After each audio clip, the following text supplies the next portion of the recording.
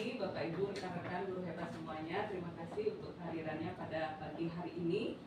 Dan senang sekali kita bersama-sama nanti akan mengikuti kegiatan diseminasi modul 1.4 tentang disiplin positif. Pada kali ini akan disampaikan oleh rekan kita Ibu Lilo Putu Warmini. Tapi sebelum itu izinkan saya menyapa yang terhormat Bapak Kepala Sekolah atau yang mewakili. Dalam hal ini diwakili oleh Wakahumas dan Bapak Ibu rekan-rekan semuanya, terima kasih untuk kehadirannya. Sebelum acara kita lanjutkan, mari kita bersama-sama menghaturkan puja pangasuti pengajari Om Swastiastu. Mudah-mudahan acara kita pada pagi hari ini bisa berjalan dengan lancar dan bisa berjalan sesuai dengan harapan kita bersama. Dan untuk selanjutnya, susunan acaranya yang pertama pembukaan, kemudian kedua pengarahan dari Bapak Kepala Sekolah, yang ketiga salam atau pemecah kebekuan, yang keempat pemaparan materi, yang kelima diskusi, keenam peserta refleksi, dan yang terakhir penutup. Dan untuk selanjutnya saya persilakan kepada Bapak Kepala Sekolah atau yang mewakili untuk memberikan pengarahan. Terima kasih pada Bu Putu yang atas kesempatannya. Pertama dia permaklumkan bahwa Bapak Kepala Sekolah pada pagi hari ini tidak bisa hadir di ruangan ini untuk mengikuti kegiatan diseminasi terkait dengan disiplin logistik karena beliau kebetulan masih ada acara di luar yang sangat penting yang tidak bisa dilakukan. Yang dihormati Bu Putu Warmini selaku CGP, Bapak Ibu guru yang sudah hadir pada pagi hari ini yang saya hormati dan saya banggakan. Kegiatan diseminasi disiplin positif ini saya kira ini hal yang sangat positif nanti ya. Jadi pesan Tiang nanti selaku wakil dari Bapak Kepala Sekolah, mari kita ikuti dulu teorinya. Jadi intinya jangan ini ya, jangan memboyo gitu, jangan memboyo. Kita ikuti. Mudah-mudahan nanti ke depan, karena kalau saya lihat itu sangat bagus sekali nanti kalau bisa diterapkan ke siswa ketika proses pelajaran di kelas. Nah, mari kita ikuti teorinya dulu, nanti dan mari kita coba terapkan di sekolah pada kegiatan pelajaran di masa-masa yang akan datang. Saya kira demikian dan yang kembalikan kepada Putus selaku. Terima kasih untuk Bapak Wakil Kepala Sekolah Bidang Humas sudah membuka dan memberikan arahan untuk acara pada pagi hari ini. Dan selanjutnya kita mulai ke acara berikutnya, yaitu pengucapan salam, dan saya langsung serahkan saja kepada CPP kita Ibu Warmini, dan silakan. Terima kasih untuk selaku pembawa acara dan kepada rekan-rekan yang hormati. Pada kesempatan ini saya berkesempatan untuk menyampaikan diseminasi pendidikan calon guru penggerak angkatan 10 Kabupaten Gianyar di SMK Negeri 1 Gianyar. Nah, untuk memecah kebekuan atau pemantik penyemangat, mungkin Pak Ibu masih ingat dengan yel-yel dosmannya. Masih ya, kita tes dulu biar memompa semangat kita di pagi ini. Semangat pagi! Pagi, luar biasa, tetap semangat, Dosman Jaya. Nah, seperti apa yang disampaikan oleh Bu Putu tadi, hari ini saya akan memaparkan materi tentang disiplin positif atau budaya positif yang ada di satuan pendidikan atau di sekolah. Ini tujuan kegiatan dari diseminasi ini yaitu menyebarkan pemahaman dan menumbuhkan budaya positif dalam diri setiap warga sekolah, sehingga budaya positif tampak dalam sikap dan perilaku warga sekolah. Nah, di dalam sekolah tentunya kita harus menumbuhkan budaya positif. Nanti budaya positif yang semacam apa, nanti pemaparannya akan lebih lanjut kita saksikan. Nah, sebelum ke materi, kita di dalam setiap kegiatan, baik itu dengan siswa, dengan rekan-rekan guru, ketika mengikuti workshop, seminar, webinar, dan lain sebagainya, tentunya terlebih dahulu kita membuat kesepakatan. Ini kesepakatannya kurang ya, nanti di apa namanya, di revisi lagi. Ini kira-kira Bapak Ibu melihat kesepakatan ini, kira-kira ada yang perlu ditambahkan atau cukup sampai di sini? Cukup. Sudah, Pak. Cukup sampai di sini. Kayak lagu ya. Kemudian adapun topik pengimasan dalam diseminasi ini yaitu yang pertama disiplin positif dan nilai-nilai kebajikan universal. Yang kedua teori motivasi, hukuman dan penghargaan, restitusi. Dan ada keyakinan kelas. Kemudian ada kebutuhan dasar manusia dan dunia berkualitas. Ada restitusi yaitu 5 posisi kontrol guru. Kemudian yang terakhir ada restitusi yaitu segitiga restitusi. Restorasi. Ini pertanyaan pemantik Bapak Ibu, kira-kira perhatikan pertanyaannya. Apakah hukuman dapat mendisiplinkan anak? Menurut Bapak Ibu bagaimana? Dapat? Bisa, tapi hukuman itu kan tidak harus fisik aja. Oh, iya. Oke, nanti kita bahas ya. Kemudian pemberian hukuman dengan hal positif seperti membaca atau membersihkan halaman sekolah dapat meningkatkan kedisiplinan anak. Dapat? Bisa ya. Kemudian yang ketiga, memberi penghargaan dapat meningkatkan motivasi belajar anak. Ya, karena ada teori reward dan punishment. Selanjutnya, kita bahas topik yang pertama, disiplin positif dan nilai-nilai kebajikan universal. Ya. Yang pertama, ini ada perubahan paradigma. Ketika Bapak Ibu membaca ini, saya akan mengajak Bapak Ibu untuk memainkan permainan kecil ya. Kebetulan ini saling berpasang-pasangan. Coba sekarang anggaplah di dalam kepalan tangan Bapak Ibu ini ada sesuatu yang paling berharga. Dan berpasang-pasangan ya. Yang satu mengepalkan tangan, yang satu lagi mencoba membuka kepalan tangan itu. Yang paling berharga dalam hidup Bapak dan Ibu, yang paling berharga. Ya, siapa Ibu, siapa yang buka, Bu? Bapaknya buka, ibunya yang buka. Oh, biasa bapaknya yang buka. Kalau sekarang ibunya juga boleh ya dibuka. Silakan dibuka bisa dengan merayu. Terserah mau apa. Kemudian dengan kekuatan bisa. Dengan membujuk bisa.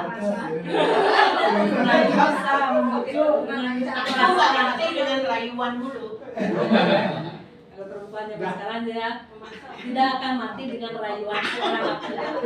Ini nggak bisa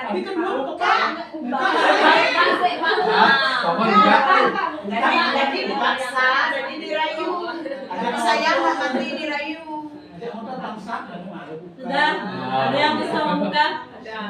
Siapa yang bisa buka? Yang nggak bisa membuka. Ini membuka punyanya siapa? Bu Risma. Kira-kira Bu Risma yang paling berharga dalam hidup Bu Risma itu apa tadi yang digenggam? Ibunya yang berharga buat saya. Kenapa memilih membuka, tidak mempertahankan? Iya, Ya, itu artinya apa? Ketika kita mengepalkan tangan, kemudian teman kita mencoba membukanya, yang memegang posisi kontrol siapa? Diri kita sendiri ya, diri kita sendiri. Mau membuka, mau enggak? Itu kan terserah kita kan kita yang mempunyai peranan penting untuk apa? Biarpun dirayu, biarpun dipukul sekalipun, kalau kita sudah berpegang teguh pada prinsip komitmen, itu membuktikan bahwa kita bisa mengontrol diri kita sendiri. Nanti sebelum mengontrol siswa atau orang lain, kita terlebih dahulu harus bisa mengontrol diri kita sendiri. Ya, itu permainan. Kemungkinan terjadinya bervariasi ya, antara yang bersedia membuka dan tetap bertahan menutup kepalan tangan. Siapakah yang sesungguhnya memegang kendali? diri kita sendiri. Mau kita membukanya, mau kita menutupnya, rapat-rapat. Itu kita kembali ke diri kita sendiri. Dan ini ya, perubahan paradigma teori kontrol atau teori pilihan, ilusi kontrol. Kontrol ya, jangan dihilangkan satu hurufnya, gitu ya. Ingat, ini, ya ini selanjutnya psikiater dan pendidik Dr. William Glasser dalam kontrol teori yang kemudian berkembang dan disebut choice theory, menelusuri beberapa miskonsepsi tentang makna kontrol. Yang pertama, ilusi guru mengontrol murid. Bagaimana maksudnya itu? Ilusi guru mengontrol murid. Bapak Ibu, perlu kita pahami setiap tindakan yang kita lakukan, apapun yang kita lakukan itu memiliki tujuan. Memiliki tujuan kan? Nah, setiap tindakan yang kita lakukan itu, setiap perilaku memiliki tujuan. Bahkan hingga perilaku yang tidak disukai. Sama dengan halnya siswa, ya. Oleh karena itu, pada dasarnya guru tidak bisa memaksa siswa untuk mengikuti kemauan guru. Nanti dari sana dia berproses pikirannya. Dia tidak mau untuk menuruti kemauan guru itu sendiri. Tidak mau melakukan. Walaupun gurunya tampak mengontrol, tetapi mereka dalam pikirannya berusaha mengontrol dirinya sendiri. Itu sebuah ilusi, miskonsepsi. Yang kedua, ilusi bahwa kritik dan membuat orang merasa bersalah dapat memperkuat karakter.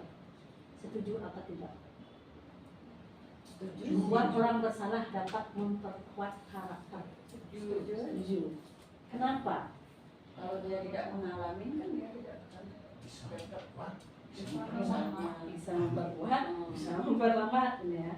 Nah ini, penguatan positif merupakan bentuk kontrol yang mempengaruhi siswa agar kembali suatu perilaku tertentu. Ya. Dalam jangka waktu yang tertentu, kemungkinan siswa tersebut akan menyadari dan mencoba menolak bujukan guru atau mungkin akan tergantung pada pendapat guru untuk berusaha. Ya. Kemudian yang ketiga, ilusi bahwa semua penguatan positif efektif dan bermanfaat. Menggunakan kritik, ya. Kemudian dan rasa bersalah untuk mengontrol siswa membuat siswa menuju identitas yang gagal. Kemudian yang terakhir ada ilusi bahwa orang dewasa memiliki hak untuk memaksa. Benarkah begitu? Ilusi. Semu ya, bayang-bayang. Orang dewasa memiliki hak untuk memaksa. Ada ya. Nah, berarti itu salah gini ya, salah persepsi, miskonsepsi. Nih. Bagaimana seseorang bisa berubah dari paradigma stimulus respon kepada pendekatan teori kontrol? Stephen R. Covey mengatakan bahwa bila kita ingin membuat kemajuan perlahan, sedikit-sedikit ubahlah sikap atau perilaku Anda. Namun bila kita ingin memperbaiki cara-cara utama kita, maka kita perlu mengubah kerangka acuan kita. Ubahlah bagaimana Anda memandang dunia, bagaimana Anda berpikir tentang manusia, ubahlah paradigma Anda. Skema pemahaman dan penjelasan aspek-aspek tertentu tentang realitas. Bila kita ingin membuat kemajuan, perlahan sedikit ubahlah sikap atau perilaku kita. Jangan kita menuntut orang berubah, tetapi diri kita sendiri tidak berusaha untuk berubah. Ini ada perubahan paradigma stimulus respon, teori kontrol atau teori pilihan. Siapa sebenarnya yang memiliki kontrol? Jika stimulus respon mengatakan realitas atau kebutuhan kita sama, di teori kontrol akan mengatakan realitas atau kebutuhan kita berbeda. Ya. Kemudian yang kedua, semua orang melihat hal yang sama. Di teori kontrol, setiap orang memiliki gambaran berbeda. Kita tidak bisa memaksa orang untuk memiliki pemikiran sama orang kita kan. Misalnya bumi itu bagaimana itu misalnya, kita tidak akan bisa memaksa orang untuk mempercayai kita, mengikuti apa yang kita lakukan. Kemudian kita mencoba mengubah orang agar berpandangan sama dengan kita ini. Kita berusaha memahami pandangan orang lain tentang dunia. Kemudian perilaku buruk dilihat sebagai suatu kesalahan. Di teori kontrol, semua perilaku memiliki tujuan. Semua perilaku memiliki tujuan. Sama dengan kita, jangankan siswa. Siswa misalnya ada yang membolos, ada yang datang terlambat, pasti memiliki tujuan. Ada alasannya. Kenapa dia membolos? Kenapa dia sering tidak masuk sekolah? Itu pasti ada alasan. Kemudian orang lain bisa mengontrol saya. Kalau di teori kontrol hanya Anda yang bisa mengontrol diri Anda. Kemudian saya bisa mengontrol orang lain, Anda tidak bisa mengontrol orang lain. Pemaksaan ada pada saat didikan gagal. Kalau di teori kontrol, kolaborasi dan konsensus menciptakan pilihan-pilihan baru. Kolaborasi, kita berdiskusi. Kemudian model berpikir menang kalah di stimulus respon, dan model berpikir menang-menang di teori kontrol. Nah, disiplin, apa yang ada di bayangan Pak Ibu dengan kata disiplin? Disiplin, apa yang terlintas? Saya disiplin, berarti saya harus apa? Disiplin itu mencakup banyak hal dari waktu, disiplin berbicara, dari berpakaian. Jadi disiplin itu sebagai dasar. Sangat kompleks. Kalau mau kita tuh menjadi apa dan siapa nantinya ya. Jadi disiplin itu yang harus dipegang dulu. Dalam rangka menciptakan lingkungan positif, salah satu strategi yang perlu kita tinjau kembali adalah penerapan disiplin di sekolah kita. Kalau disiplin sudah diterapkan, dijalankan dengan baik, tentunya sekolah kita akan aman, tentram, misalnya. Kembali lagi ke kita, PR untuk kita sendiri, bagaimana menerapkannya. Kembali lagi, ketika kita menginginkan disiplin ke siswa, kita harus mengubah diri kita dulu. Kita yang disiplin terlebih dahulu, datang tepat waktu misalnya. Ketika kita datang tepat waktu, dilihat sama siswa, dia akan mengikuti. Jangan ketika siswa datang tepat waktu, kita langsung nyemprot seperti apa itu misalnya. Kemudian ketika murid-murid kita memiliki motivasi tersebut, mereka telah memiliki motivasi intrinsik yang berdampak jangka panjang. Motivasi tidak akan mempengaruhi pada adanya hukuman atau hadiah. Nanti ya, apakah hadiah itu berperan penting untuk mendidik karakter siswa? Nanti ada jawabannya. Nah, mereka akan tetap berperilaku baik dan berlandaskan nilai-nilai kebajikan karena mereka ingin menjadi orang yang menjunjung tinggi nilai-nilai yang mereka hargai atau mencapai suatu tujuan mulia. Disiplin positif. Penerapan disiplin positif bertujuan untuk menumbuhkan kesadaran serta memberdayakan anak untuk melakukan sesuatu tanpa sogokan, tanpa ancaman maupun hukuman, tanpa ketidaknyamanan, sehingga muncullah nilai-nilai kebajikan pada dirinya. Ya, nilai-nilai kebajikan itu bersangkut pautan dengan P3, Profil Pelajar Pancasila. Ya, kalau anak sudah menerapkan disiplin positif tanpa melakukan sesuatu, tanpa sogokan, kamu mau begini, nanti ibu kasih ini, itu akan berdampak negatif terhadap perkembangan karakter anak. Nilai-nilai kebajikan universal adalah sifat-sifat positif manusia yang merupakan tujuan mulia yang ingin dicapai setiap individu. Nilai-nilai tersebut bersifat universal. Dengan demikian, nilai-nilai pencerahan yang diyakini seseorang, maka motivasi intrinsiknya akan terbangun sehingga menggerakkan motivasi dari dalam untuk dapat mencapai tujuan mulia yang diinginkan. Ini nilai kebajikannya.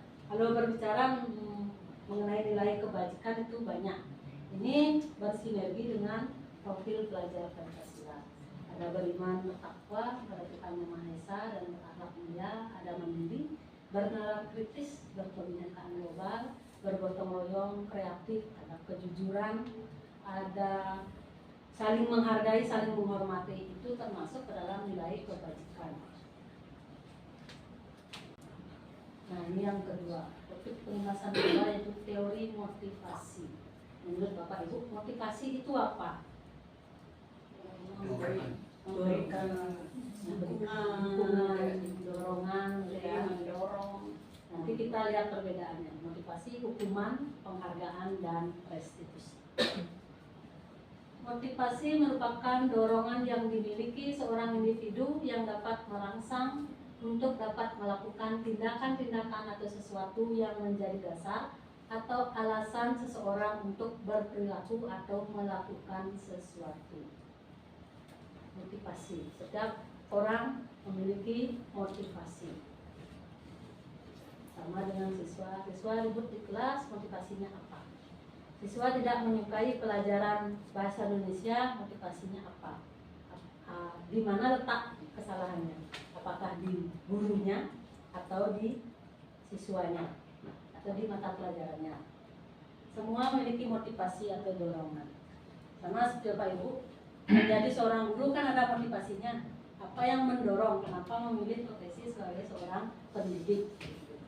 Kira-kira apa yang mendorong? Ini ya, Diana Rosen dalam bukunya, saya nggak bisa bahasa Inggris, maaf, menyatakan ada 3 motivasi perilaku manusia. Yang pertama, untuk menghindari ketidaknyamanan atau hukuman. Menghindari ketidaknyamanan atau hukuman. Apa yang akan terjadi jika saya tidak melakukannya? Untuk menghindari hukuman, saya datangnya tepat waktu ke sekolah. Nanti kalau saya tidak datang tepat waktu ke sekolah, saya akan dapat ini, itu misalnya. Yaitu motivasi. Kemudian untuk mendapatkan ketidakseimbangan atau penghargaan dari apa yang akan saya dapatkan jika saya melakukannya. Jika saya datang dengan tepat waktu, apa yang akan dapat saya raih? Kemudian untuk menjadi orang yang mereka inginkan dan hargai diri mereka sendiri dengan nilai-nilai yang mereka percayai. Akan menjadi orang seperti apa bila saya melakukannya? Jika saya disiplin, saya akan menjadi orang yang seperti apa? Kalau seperti orang Bali bilang, masih kasing dari apa, kemudian misi disiplin kan pola pikir itu yang harus kita ubah.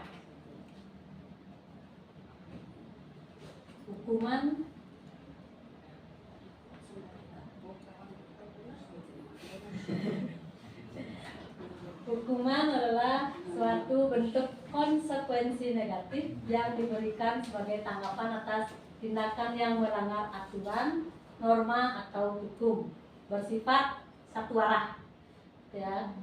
Kemudian sering muncul karena kemarahan atau ketakutan, tidak berfungsinya penyelesaian. Bapak Ibu pernah menghukum siswa? Pernah. Sebelum menghukum ada perjanjian dengan siswa, saya mau menghukum kamu. Mau nggak kamu dihukum? Mau nggak kamu dihukum? Ada perjanjian. Makanya hukuman itu sifatnya tiba-tiba kan. Si anak tidak tahu dia akan dihukum, kita juga tidak akan tahu dia akan dihukum kan itu kan. Kemudian intinya lah hasil atau akibat dari suatu tindakan atau perbuatan atau keputusan yang bisa bersifat positif maupun negatif.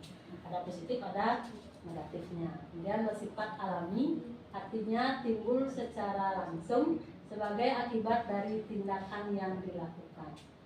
Contohnya biasanya nyambung dengan apa yang dilakukan anak. Nah ini ada tindakan guru, hukuman atau konsekuensi. Coba diperhatikan yang nomor 1. Mencatat 100 kali di dalam buku kalimat, saya tidak akan terlambat lagi karena terlambat ke sekolah.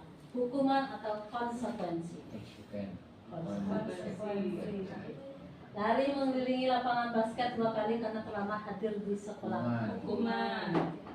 Kemudian diminta untuk push up 15 kali karena tidak menggunakan dasi ke sekolah. Hukuman. Menggantikan kertas tugas teman yang telah selesai. Konsekuensi. Selanjutnya, membersihkan tumpahan air. Konsekuensi. Murid disuruh tidak mengenakan sepatu seharian di sekolah. Hukuman. Lari mengelilingi lapangan basket 2 kali. Konsekuensi. Kita lihat ya. PJOK lari. hukuman konsekuensi. Hukuman konsekuensi. Lari mengelilingi lapangan basket 2 kali karena terlambat 10 menit, kan sudah ada kesepakatan awal ya. Kesepakatannya. Kalau memang sudah ada kesepakatan, berarti itu termasuk ke dalam konsekuensi. Kalau tidak, makanya dibilang kan hukuman sifatnya tiba-tiba, berarti tidak ada kesepakatan. Jalurnya adalah satu arah ya kalau hukuman. Ajaran olahraga. Nanti ibu bapak bisa membuat kesepakatan bersama di dalam kelas, misalnya seperti apa. Sekarang apa itu restitusi? Apa perbedaannya nanti? Restitusi adalah proses menciptakan kondisi bagi murid untuk memperbaiki kesalahan mereka sehingga mereka bisa kembali pada kelompok mereka dengan karakter yang lebih kuat. Di sini akan tercipta proses kolaboratif yang mengajarkan murid untuk mencari solusi atas masalah mereka dan membantu murid berpikir tentang orang seperti apa yang mereka inginkan dan bagaimana mereka harus memperlakukan orang lain. Itu namanya restitusi, menciptakan kondisi bagi murid. Saja dia memiliki permasalahan apa yang kita yang akan berdialog dengan mereka, berdiskusi dengan mereka untuk mencari suatu pemecahan masalah. Ciri-ciri restitusi bukan untuk menebus kesalahan, namun untuk belajar dari kesalahan. Kemudian memperbaiki hubungan, tawaran bukan paksaan. Karena ada kesepakatan kan, kita tawaran bukan paksaan. Kemudian ada restitusi mengarah untuk melihat ke dalam diri, bukan sebelah mata.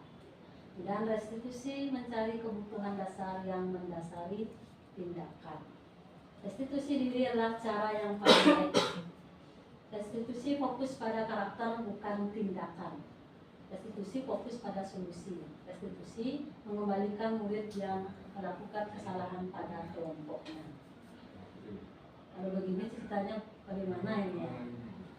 Mengembalikan murid yang melakukan kesalahan pada kelompoknya. Apakah kita membiarkan murid melakukan sebuah kesalahan? Ini pertanyaannya. Ingat, bukan untuk menebus kesalahan, namun untuk belajar dari kesalahan. Menebus kesalahan kan gampang ya.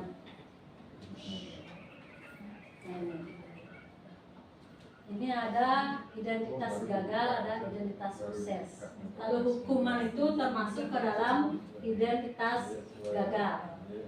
Sesuatu yang menyakitkan harus terjadi, itu hukuman. Dia tidak nyaman untuk murid atau anak untuk jangka waktu panjang. Korban mendapatkan keadilan, murid atau anak akan tersakiti. Sesuatu yang menyakitkan.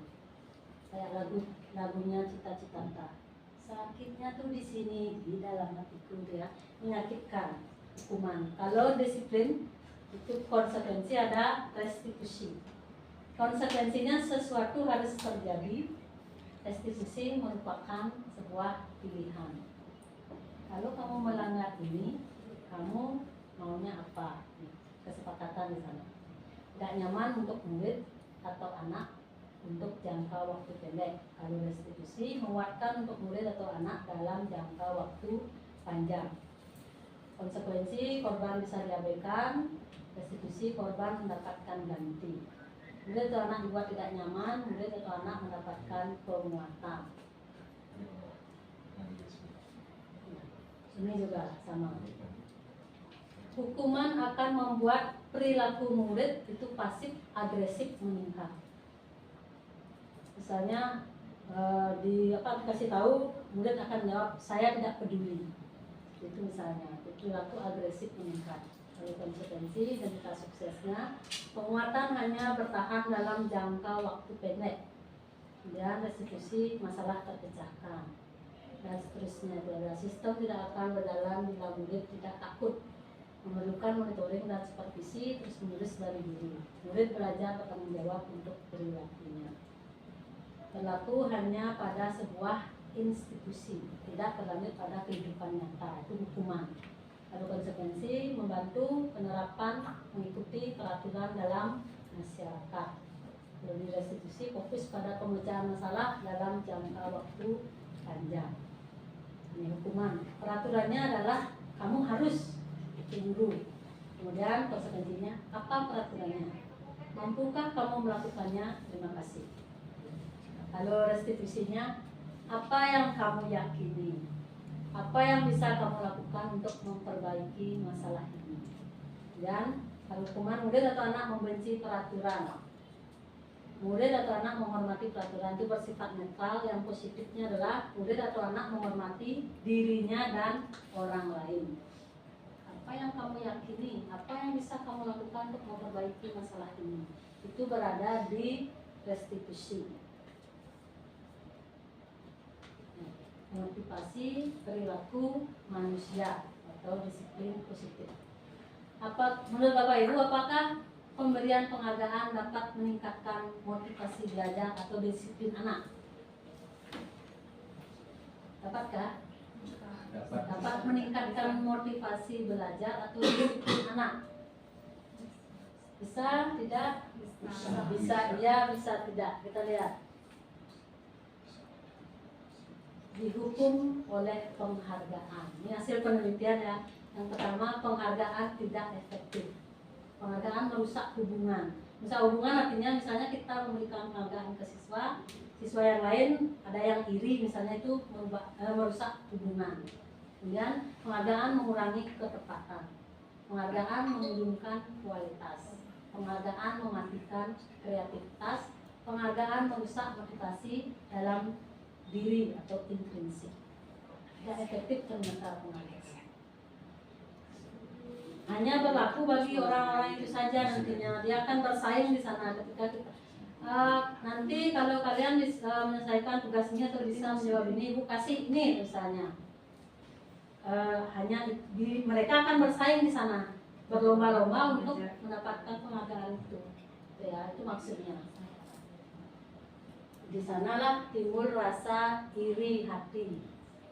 Makanya penghargaan ini penelitian katakan tidak efektif, merusak hubungan, mengurangi ketepatan, menurunkan kualitas, mematikan kreativitas, dan merusak motivasi dari dalam diri. Ya. Keyakinan kelas atau kelas keyakinan. Apa yang kita yakini dari hal berikut ini? Mengapa kita memiliki peraturan tentang penggunaan helm pada saat mengendarai kendaraan roda 2 atau motor? Untuk melindungi kepala. Untuk melindungi kepala. Menjaga keselamatan. Untuk menjaga keselamatan. Lagi?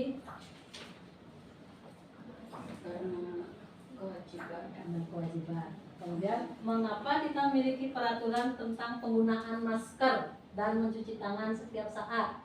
Untuk kesehatan. Nah, jawaban dari keselamatan, kesehatan itu merupakan sebuah sebuah keyakinan. Kita membuat peraturan. Peraturan itu kan sifatnya satu arah. Dari peraturan itu kita membuat sebuah keyakinan. Artinya dibuat kesepakatannya. Kesepakatannya itu dengan keyakinan. Karena ada peraturan, ada keyakinan. Sama halnya ketika kita mengajar. Keyakinan kelas merupakan pernyataan tentang nilai-nilai kebajikan universal yang telah disepakati bersama secara tersirat dan tersurat. Keyakinan kelas dibuat secara bersama-sama dengan seluruh siswa yang mempunyai nilai-nilai hibah yang dapat dipercaya.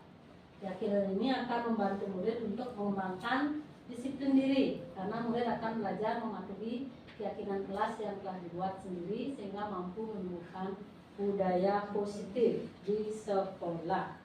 Dia meyakini dirinya sendiri gitu ya. Nah, sekarang bagaimana cara pembentukan keyakinan kelas itu sendiri? Keyakinan kelas itu bersifat abstrak gitu ya, bersifat abstrak. Kemudian keyakinan kelas berupa pernyataan-pernyataan universal. Keyakinan kelas itu berupa kalimat persuasif atau kalimat positif, bukan negatif. Kemudian keyakinan kelas itu tidak harus dibuat banyak. kita pilih saja paling tidak ada 4 sampai 7 keyakinan, baru bisa efektif di dalam melaksanakannya. Kemudian keyakinan kelas menyampaikan sesuatu yang dapat diharapkan di lingkungan sekolah. Apa yang kita harapkan di lingkungan sekolah? Kemudian semua anggota kelas bersedia meninjau kembali keyakinan kelas dari waktu ke waktu. Berarti keyakinan kelas itu bisa dirubah. Jika kita merasa tidak efektif, misalnya bisa dirubah sewaktu-waktu. Kemudian langkah-langkahnya ya tentunya memberikan kesempatan ke siswa untuk menuangkan idenya di dalam membuat sebuah keyakinan kelas. Nih, mengapa tidak peraturan saja? Mengapa harus keyakinan kelas? Itu untuk mendukung motivasi intrinsik yang ada di dalam diri kita. Kembali ke nilai-nilai atau keyakinan-keyakinan lebih menggerakkan seseorang dibandingkan mengikuti serangkaian peraturan-peraturan. Ini perbedaannya peraturan keyakinan. Peraturan biasanya dibuat oleh satu pihak atau sifatnya searah. Kemudian dilakukan karena motivasi ekstrinsik, motivasi dari luar. Kemudian keyakinan dibuat berdasarkan kesepakatan dan bersifat universal. Kalau sudah ada kesepakatan, nanti kan enak kan di dalam menjalankannya. Dan keyakinan memiliki peran yang lebih kuat dalam memotivasi perilaku positif karena didasarkan pada nilai manfaat. Dengan prinsip yang memandu atau memotivasi tindakan kita secara intrinsik keyakinan. Dilarang membuang sampah sembarangan. Apa kira-kira? Dilarang ribut di kelas. Kita begini ya, keyakinan kelasnya.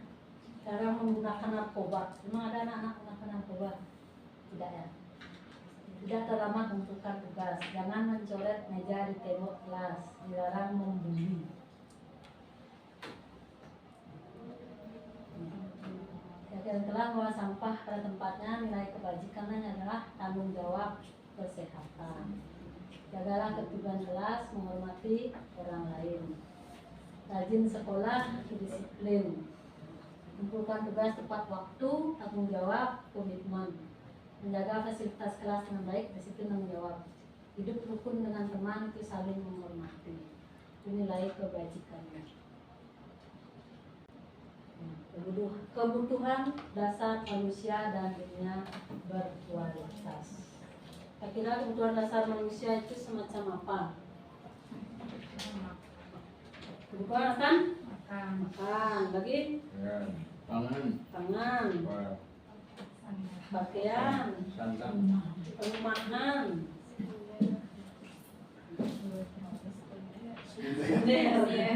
tersier gitu ya.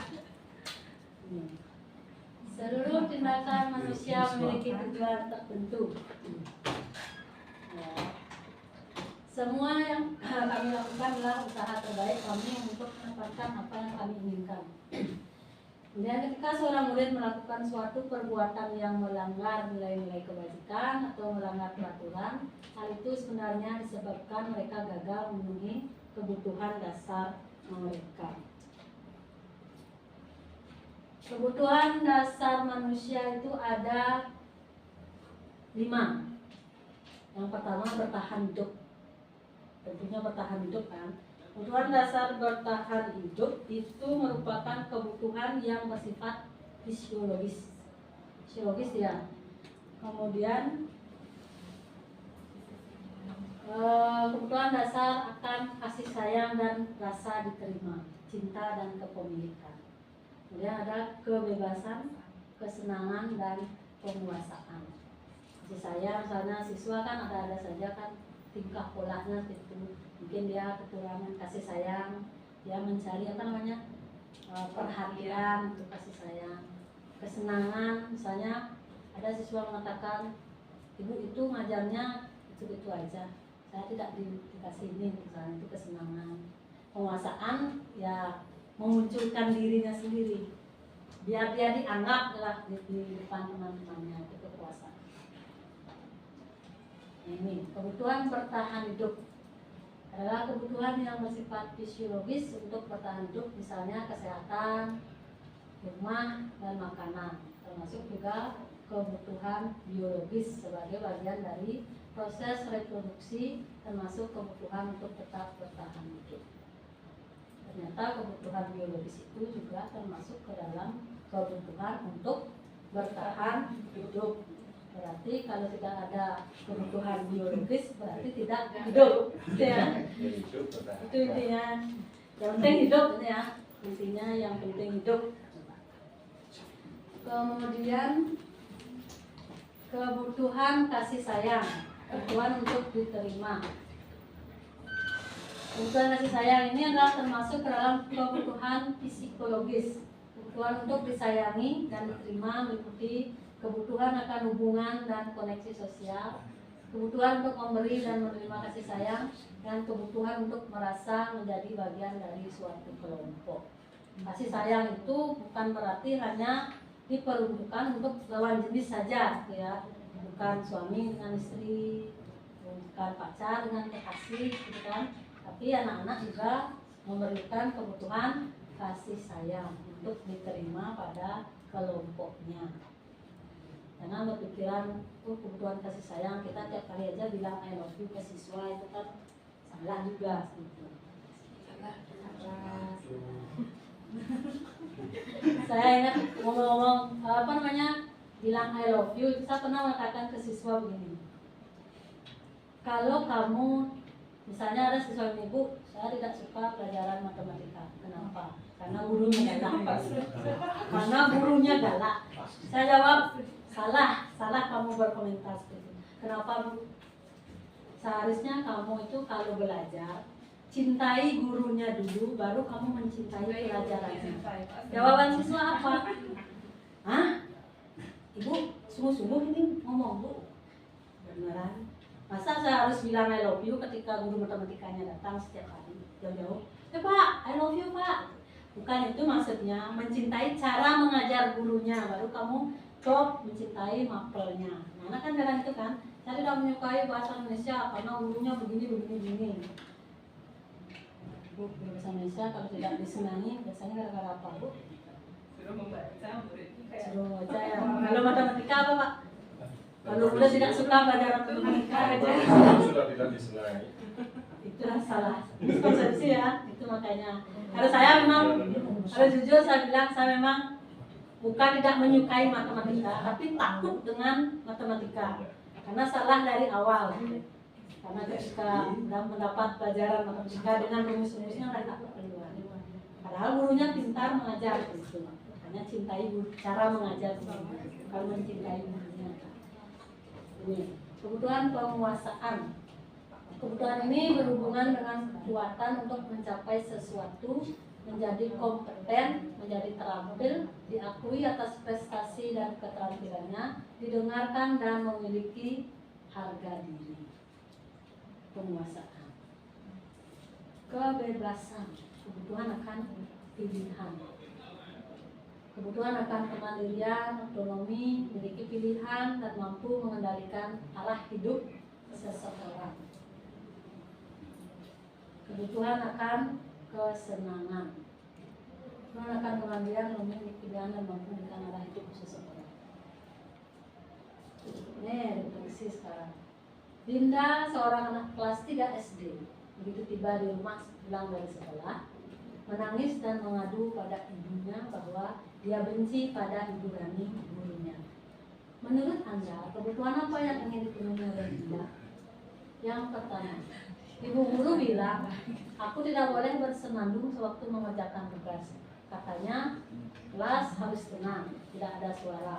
Kan tak seru jadinya. Kebutuhan apa itu? Kebebasan. Ibu guru tidak menyapa aku hari ini, padahal aku pakai jaket rambut baru. Perhatian. Di SMA kan udah seperti ya. Aku pakai jaket baru. Kemudian aku bosan.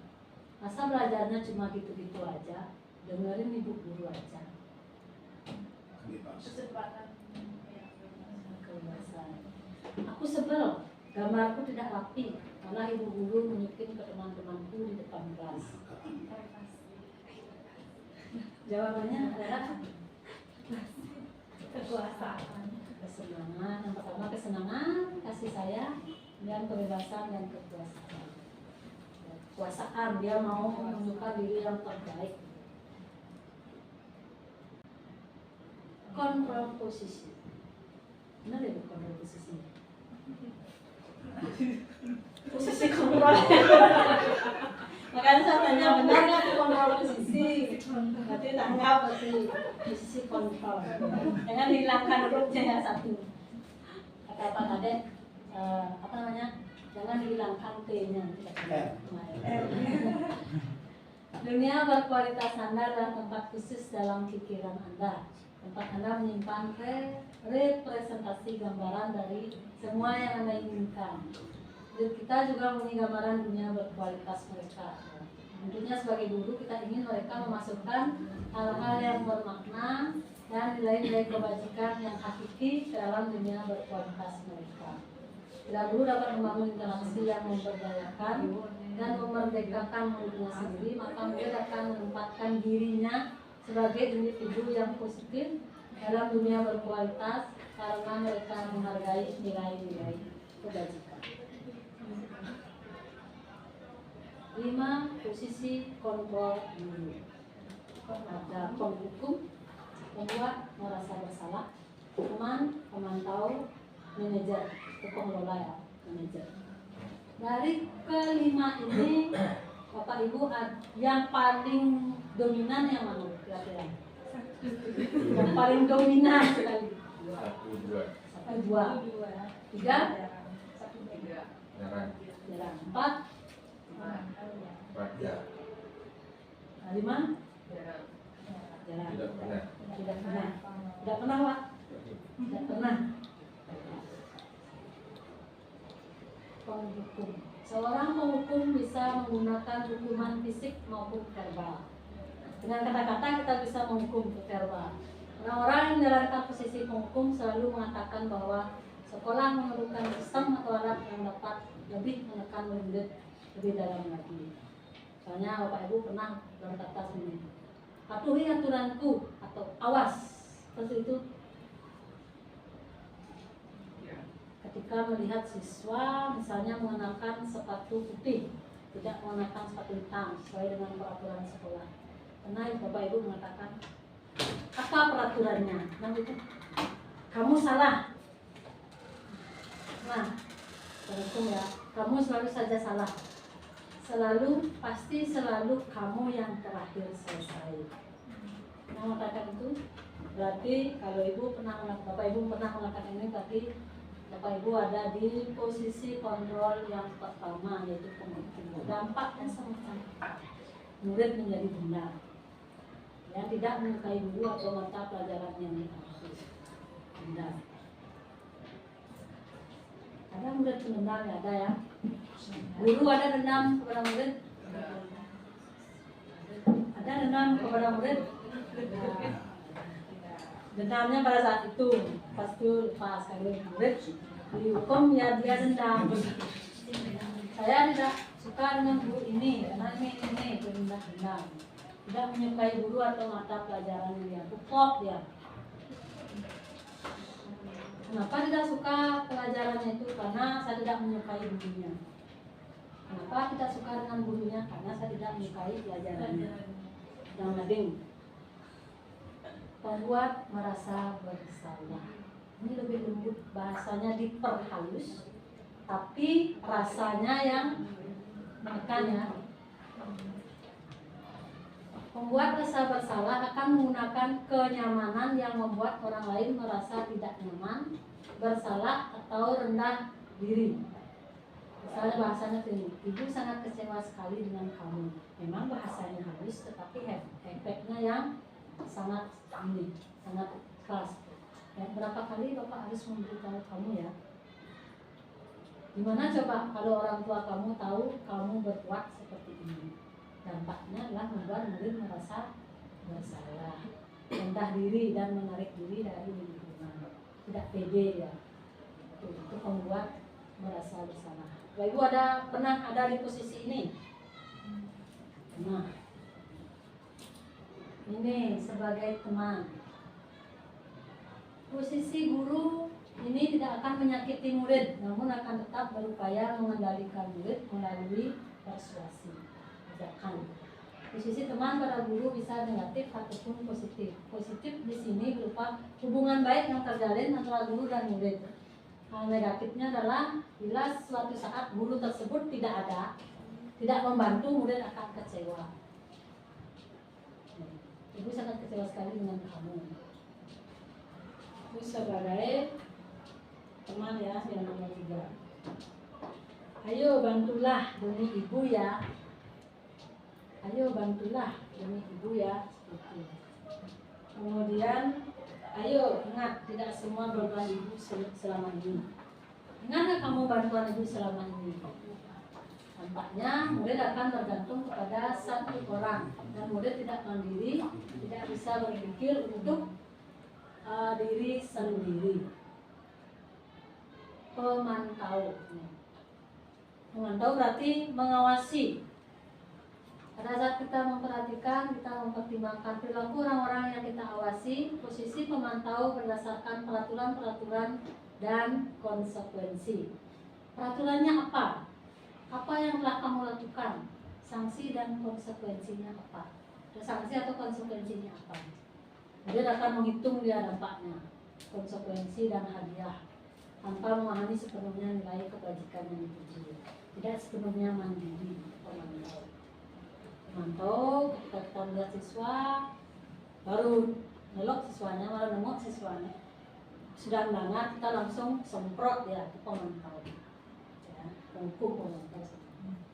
Nah ini sebagai manajer, posisi di mana guru melakukan sesuatu bersama dengan murid, mempersilahkan murid mempertanggungjawabkan perilakunya, mendukung murid agar dapat menemukan solusi atas permasalahan. Apa yang kita yakini? Kembali ke keyakinan kelas. Apakah kamu meyakininya? Dan jika kamu yakin, apakah kamu bersedia memperbaikinya?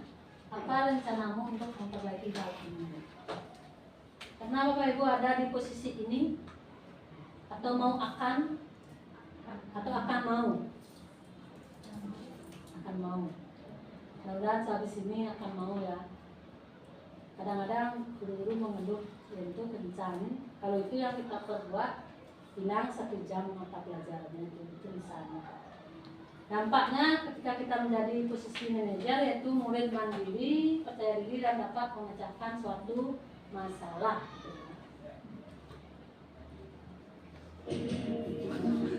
Posisi kontrol guru.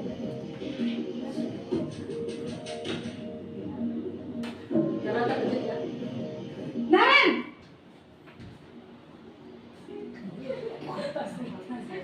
Selamat pagi Bu. Selamat pagi Naren. Maaf Bu, saya terlambat. Iya, sekolah masuknya jam 7, sekarang sudah jam 7.20.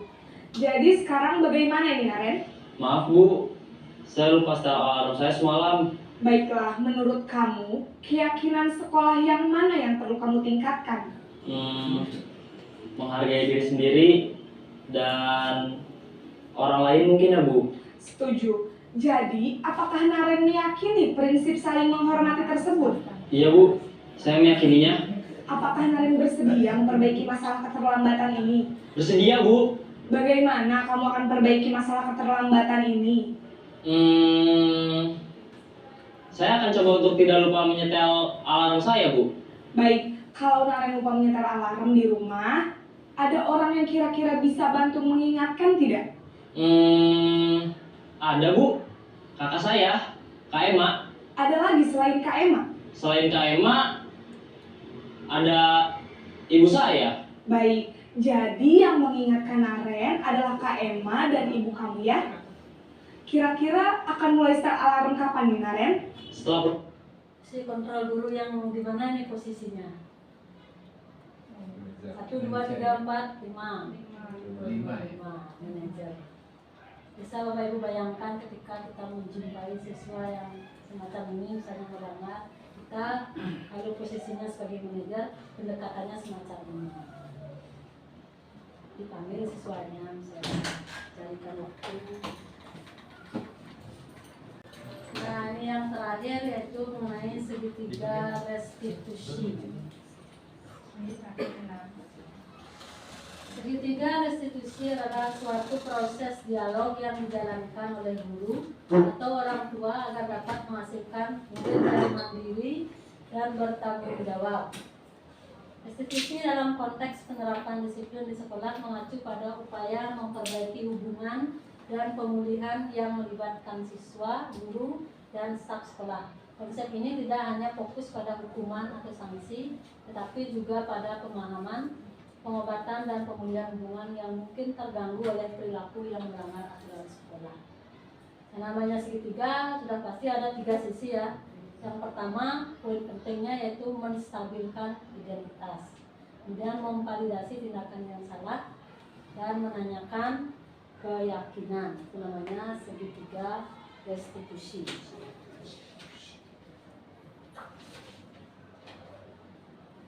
Kalau menstabilkan identitas, ini bagian dasar ya.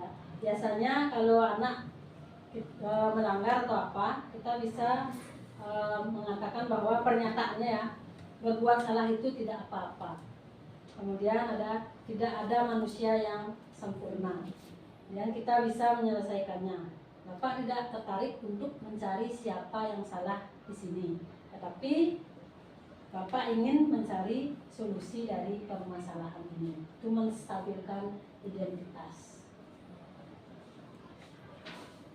Kalau yang kedua, validasi tindakan salah, bisa kita membuat pernyataan bahwa padahal kamu bisa melakukan yang lebih buruk dari ini ya. Nanti ada contohnya. Kemudian Anda menanyakan keyakinan. Apa yang kamu yakini? Menstabilkan identitas. Membuat kesalahan sesuatu yang wajar. Dan manusia tidak ada yang sempurna. Kita bisa memperbaiki masalah ini. Jangan mengkritik murid yang sedang mengalami identitas gagal. Validasi tindakan yang salah. Ini contohnya. Ajukan pernyataan, kamu bisa saja bertindak lebih gegabah lagi dari ini. Kamu bukan melakukannya tanpa suatu alasan tertentu. Kamu melakukannya karena mempertahankan sesuatu yang penting bagimu. Mungkin kamu bisa mempelajari suatu perilaku baru yang lebih efektif. Sediakah kamu mempelajarinya? Ini menanyakan keyakinan. Teori kontrol menyatakan bahwa pada dasarnya kita termotivasi secara intrinsik sebagai keluarga, kelas apa yang kita yakini, apa yang kita sepakati, siapa gambaran sebuah kelas yang ideal bagi kamu. Kamu ingin menjadi orang seperti apa?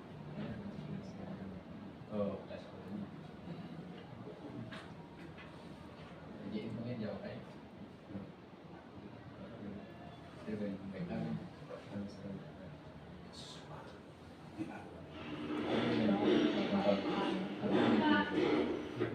Aulia, silakan duduk. Bagaimana kabarmu, Aulia? Saya kesal sekali dengan ulah guru tadi, Pak. Dia tidak bersedia meminjamkan buku catatannya. Padahal saya hanya ingin menyalin tugas. Setiap orang tentunya kesal jika tidak diajukan. Lalu apa tindakan kamu tadi, Aulia? Tadi saya robek buku catatannya, tapi cuma sampulnya aja kok, Pak. Kesel banget saya. Wajar jika kita emosi. Lalu, apa Aulia puas dengan tindakan itu? Tentu tidak, Pak. Saya salah sudah merobek bukunya. Lantas, seperti apa sikap yang Aulia yakini? Harusnya saya lebih sabar dan menghargai milik orang lain. Jadi, apa rencana Aulia untuk memperbaiki keadaan ini? Saya akan meminta maaf kepada Nurul, Pak. Dan saya juga bersedia untuk mengganti sampul bukunya yang saya rusak tadi. Gimana, Pak? Setuju. Bagaimana perasaan jika sudah melakukan tindakan yang kamu yakini itu, Aulia? Tentunya, saya akan menjadi pribadi yang lebih tenang dan sabar, Pak. Baiklah, Aulia. Mari kita pikirkan penyelesaian masalah ini. Jika perlu, kita panggil Nurul. Bagaimana? Siap, Pak. Terima kasih, Pak.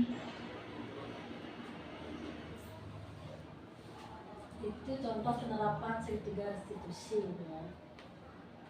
Hal yang perlu diperhatikan dalam segitiga restitusi. Yang pertama, perilaku yang salah perlu dikaitkan dengan nilai-nilai atau keyakinan-keyakinan yang telah disepakati atau dituju. Dan kesediaan orang yang melakukan kesalahan untuk memperbaiki masalah. Pemecahan masalah sebisa mungkin relevan atau memiliki hubungan dengan masalah yang ada. Yang keempat, perlu adanya suatu usaha perbaikan dari pihak yang berbuat kesalahan. Dan yang terakhir, yaitu perlu didedikasikan waktu dari pihak yang berbuat kesalahan. Tanyakan kapan akan mulai diberlakukan usaha untuk memperbaiki masalah. Ini penutupnya. Kita tidak bisa memaksa orang lain. Kita tidak bisa mengubah orang lain. Diri sendirilah yang bisa berubah. Dan diri sendiri tidak akan bisa berubah jika tidak berusaha mengubah dirinya sendiri. Ribet ya? Kita tidak bisa memaksa orang lain, kita tidak bisa mengubah orang lain. Diri sendirilah yang bisa berubah, dan diri sendiri tidak akan bisa berubah jika tidak berusaha mengubah dirinya sendiri. Setuju. Baik, itu pemaparan dari saya di kegiatan diseminasi praktik baik calon ibu penggerak yang masuk tema budaya positif. Untuk waktu saya kembalikan ke pembawaan. Itu narasumber.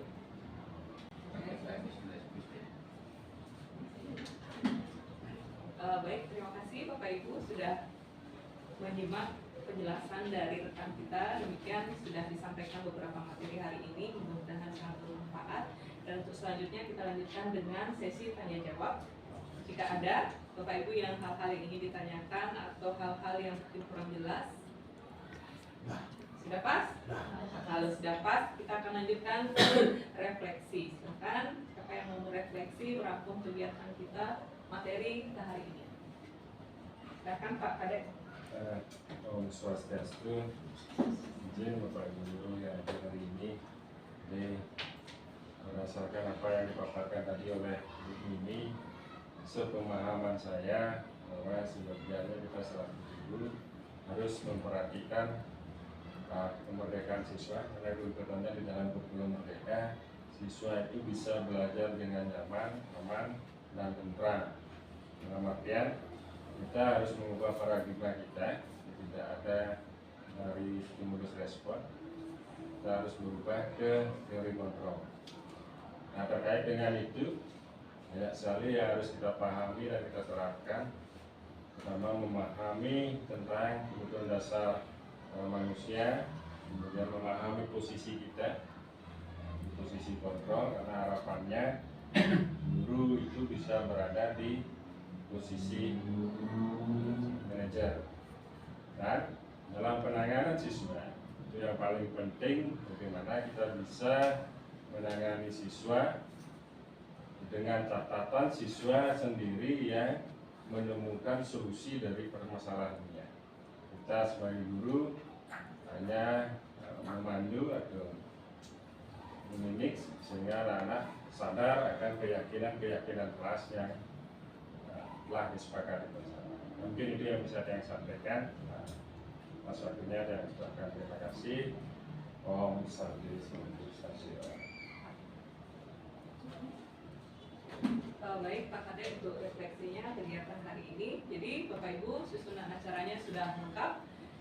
Kegiatan kita hari ini sudah sampai di penghujung acara. Terima kasih sekali lagi untuk perhatiannya. Ini mungkin ada yang mau disampaikan? Saya mengucapkan terima kasih kepada rekan guru karena sudah ikut berpartisipasi dalam kegiatan diseminasi calon guru penggerak angkatan 10 Kabupaten Gianyar di SMA Negeri 1 Gianyar. Sekali lagi saya mengucapkan terima kasih atas kehadirannya. Dan untuk akhir kata tentunya tidak lupa kami mohon maaf apabila ada kesalahan atau kekeliruan selama melaksanakan acara ini, dan kita tutup dengan ceramah Santi. Om Santi.